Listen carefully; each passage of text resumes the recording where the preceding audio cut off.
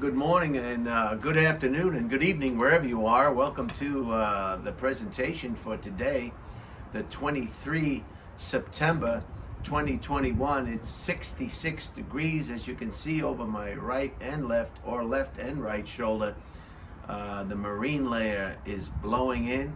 The winds are out of the west, northwest, west, west, north, east, south, at about, I would say, a good at least double digits miles per hour. I've got an item of interest today that is just a doozy. Wait till you hear what I have to tell you today. You can Google this, of course. It's quite a story. Quite a story in American history. And today we're going to talk about Typhoid Mary. Typhoid Mary. To begin with, typhoid is a bacterial, bad bacteria that causes a fever, vomiting, diarrhea, aches and pains. And I thought this would be quite an item of interest because of what we're going through today on the world scene with this worldwide pandemic. Typhoid fever. And this is the story of Typhoid Mary. Happy birthday to Typhoid Mary. It's her birthday today. Of course, she's no longer with us. She died at the age of, I believe, 69. She was born in, I hope I have this. Am I going to start making mistakes right from the get-go with my presentation? I thought she was born today and she died on November 11th. 1938. She passed away at the age of 69, and she was born on this day in 1869. Typhoid Mary. Typhoid Mary was originally from what we know today to be Northern Ireland. She was an Irish one, and wait till you hear the story. You'll have to agree with me that she was an Irish woman, not to be crossed, not to be challenged, a stubborn Irish woman, to say the least. She was a cook by trade. She came to New York, the New York area, the 5 boroughs, and she was a cook by trade. And she was a carrier of typhoid fever. She was a carrier. What a carrier means is somebody with the disease or the bacteria in their bodies. It has no effect on them whatsoever. All they can do is spread it.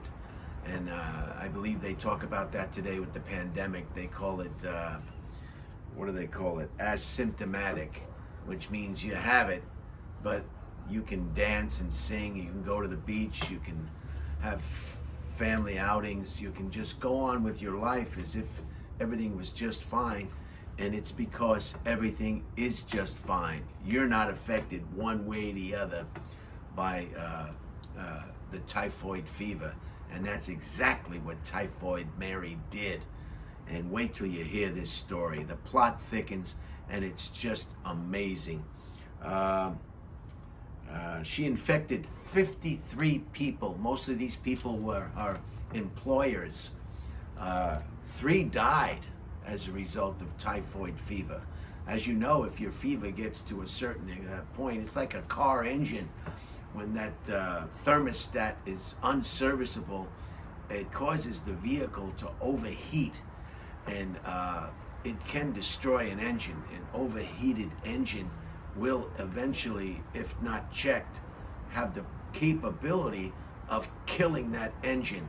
And typhoid fever, with any fever, especially in children, is very, very dangerous. Your temperature should be at 98 point something, or 98. It shouldn't be near. It shouldn't be 99 or above. The body temperature is very. Well, I'm not a doctor, but you know what I mean. So she infected 53 people. 3 perished because of her negligence or refusal to take heed of medical warnings and precautions. Unbelievable. She was in isolation for nearly 30 years of her life once they found out who she was and what she was doing. And she was not cooperative whatsoever. When she was first approached by an investigator, and I'll get to that where he came from, she denied it. She came out of him with a serving fork and denied she even had it.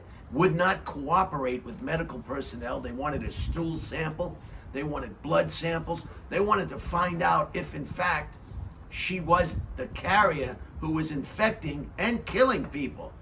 And she was uncooperative. She even fled and didn't give a forwarding address back in the day. This is the we're talking 1869, 1870. This is way back. So it started in Merrineck, New York. Merrineck, New York is she worked for wealthy people. It was a wealthy enclave up in upstate New York, and not upstate, not terribly far from Manhattan, New York City. Merrineck, New York. Then she went to Manhattan and she worked there. And then she went to another place in Manhattan and worked a second residence or a third residence in Manhattan. She was working for wealthy lawyers and business owners and whatnot, and she was the cook. Then she went to Oyster Bay, Long Island, and that's when this investigator by the name of George Soper, S-O-P-E-R, was hired by these people in Oyster Bay because they were afraid how they're going to rent their expensive dwellings if everybody found out that this was a place where typhoid fever was. He'd never be able to rent his residence. So he hired a private investigator, and he connected the dots of all the people that got sick, because in Oyster Bay, Long Island at the time, it was unheard of to have typhoid fever. So he put it all together. He approached her when he finally located her, and she denied it, was uncooperative. She was stubborn. She said, everybody else has got COVID fever. It's not me. It's not me. And maybe she had a reason to believe that. After all, she was not affected by it. But with the evidence given to her by the investigator, she should have been, I'm going to have to cut this video now. Domingo is here, and he's going to transport me to, my truck is in Austin. He's going to take me to Beverly Hills for a pizza gathering with some associates.